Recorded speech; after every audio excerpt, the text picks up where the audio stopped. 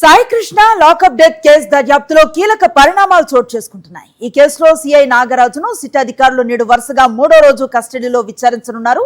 సాయి కృష్ణకు లాకప్ లో గాయాలు ఎలా అయ్యాయి అన్న అంశంతో పాటు ప్రైవేట్ డాక్టర్ తో చికిత్స ఎందుకు చేయించారనే విషయాలపై అధికారులు ప్రశ్నలను సంధించారు.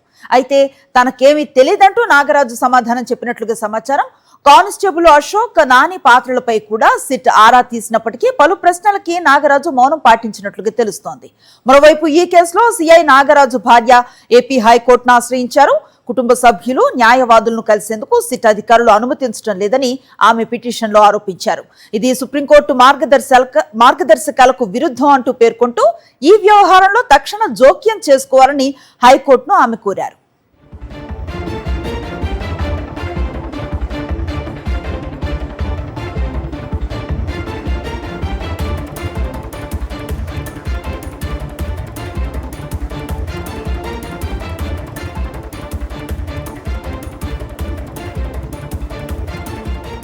దీనిపై మరింత సమాచారాన్ని అందిస్తారు మా కరెస్పాండెంట్ సురేంద్ర అందుబాటులో ఉన్నారు. సురేంద్ర, చెప్పండి, ఏం జరుగుతోంది సిట్ విచారణకు సంబంధించి?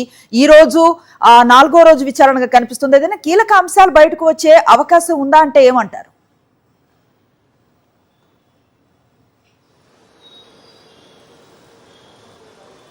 అనుశ్రీ, కృష్ణలంక సాయి కృష్ణ లాకప్ డెత్ కేసులో 3వ రోజు సిట్ విచారణ అయితే కొనసాగుతుంది. నాగరాజుని 2 రోజుల క్రితం సిట్ కస్టడీలోకి తీసుకున్న తర్వాత విచారణ కొనసాగిస్తుంది. అయితే ఈ 2 రోజులు గడిచిన 2 రోజుల్లో కూడా సిట్ అడిగిన ప్రశ్నలకి పూర్తిగా సమాధానాలు దాటవేసిన పరిస్థితి అయితే కనిపిస్తుంది. నాగరాజు ఏ ప్రశ్నకి కూడా సమాధానం చెప్పట్లేదంటూనే సమాచారం కూడా అందుతుంది. అయితే ఈ కేసుకు సంబంధించి సిట్టు చాలా ఆధారాలను ఇప్పటికే సేకరించింది. సాయికృష్ణని మార్కాపురం నుంచి తీసుకొచ్చిన దగ్గర నుంచి లాకప్ డెత్ అయిన తర్వాత ఏ విధంగా దహనం చేశారు, ఈ అన్ని అంశాలకు సంబంధించి కొంత డేటాని కూడా సిట్ ఇప్పటికే సేకరించింది. ఆ కోణంలో నాగరాజుని అనేక ప్రశ్నలు అడుగుతుంది. అయితే ప్రతి ప్రశ్నకి కూడా నాగరాజు ఎక్కడ సమాధానం చెప్పట్లేదు. మార్కాపురం నుంచి టాస్క్ ఫోర్స్ పోలీసులు సాయికృష్ణ తీసుకొచ్చిన తర్వాత కృష్ణలంక పోలీస్ స్టేషన్లో హ్యాండ్ ఓవర్ చేశారు. దానికి సంబంధించి అటాచ్మెంట్ కూడా మా దగ్గర ఉందంటూ కూడా సిట్టు చెప్పింది. అయితే ఈ విషయం నాకు తెలియదు, ఎవరైతే కానిస్టేబుల్స్ ఉన్నారో వాళ్ళని అడగనంటూ కూడా ఆయన దాటవేసే పరిస్థితి. తర్వాత లాకప్కి సంబంధించి లాకప్లో కొంత పెయింటింగ్ చేశారు. అయితే లాకప్లో రక్తపు మరకలు ఎక్కడి నుంచి వచ్చి ఎందుకు మీరు పెయింటింగ్ చేశారంటూ కూడా ఆ సిట్టు ప్రశ్నించింది. దానికి కూడా కానిస్టేబుల్స్ని మీరు సమాధానం అడగండి అంటూ కూడా ఆయన దాటవేసిన పరిస్థితి. ఏ అంశానికి కూడా నాగరాజు సరైన సమాధానాలు ఈ 2 రోజుల కస్టడీలో కూడా చెప్పట్లేదనేది అయితే మనకు సమాచారం అందుతుంది. పూర్తిగా ఈ కేసు నుంచి పక్కదారి పట్టించడం కోసం, తనకు సంబంధం లేదు అనే ఒక ఇంప్రెషన్ క్రియేట్ చేయడం కోసం నాగరాజు ఈ విధంగా వ్యవహరిస్తున్నాడంటూ కూడా బయట చర్చలు అయితే జరుగుతుంది. మొదటి రోజు నాగరాజుని కస్టడీలో అరెస్ట్ చేసిన రోజు ఏదైతే సమాధానాలు చెప్పాడో అదే సమాధానాలు ఇప్పుడు కూడా నాగరాజు సిట్ కస్టడీలో చెప్తున్న పరిస్థితి అయితే కనిపిస్తుంది. దాంతోపాటు కానిస్టేబుల్ ఉన్న అశోక్, అదేవిధంగా వీళ్ళిద్దరూ చాలా కీలకంగా ఉన్నారు, A2 A3గా ఉన్నారు, వీళ్ళ పాత్ర ఏంటంటూ కూడా ఆ సిట్టు ప్రశ్నించింది. దానికి కూడా సమాధానం చెప్పని పరిస్థితి. మరొక పక్క సుప్రీంకోర్టుకి సంబంధించి ఏవైతే మార్గదర్శకాలు ఉన్నాయో ఆ మార్గదర్శకాల ఆధారంగానే సిట్టు విచారణ కొనసాగట్లేదంటూ నాగరాజు భార్య హైకోర్టులో ఒక పిటిషన్ కూడా వేసింది. ఆ పిటిషన్ కూడా ప్రస్తుతం విచారణకు వచ్చే అవకాశం అయితే ఈ రోజు కనిపిస్తుంది. ఇప్పటికే నాగరాజు ఈ కేసుని క్వాష్ చేయాలంటూ హైకోర్టులో ఒక పిటిషన్ కూడా వేశారు. దానికి అనుబంధంగానే నాగరాజు వ్యవహరిస్తున్నాడు. ఈ సిట్టు విచారణలో ఏ సమాధానాలు చెప్పకుండా తనకి ఏమీ సంబంధం లేదన్నట్టు వ్యవహరిస్తున్నాడు.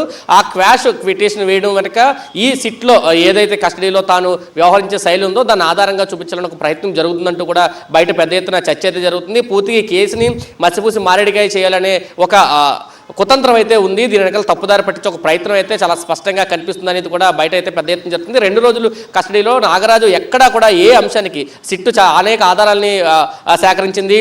డాక్టర్ ఎవరైతే RMP డాక్టర్ తేట సాయికృష్ణకి వైద్యం చేయించారు, ఇంజక్షన్లు చేయించారో ఆ డేటా తీసుకున్నారు.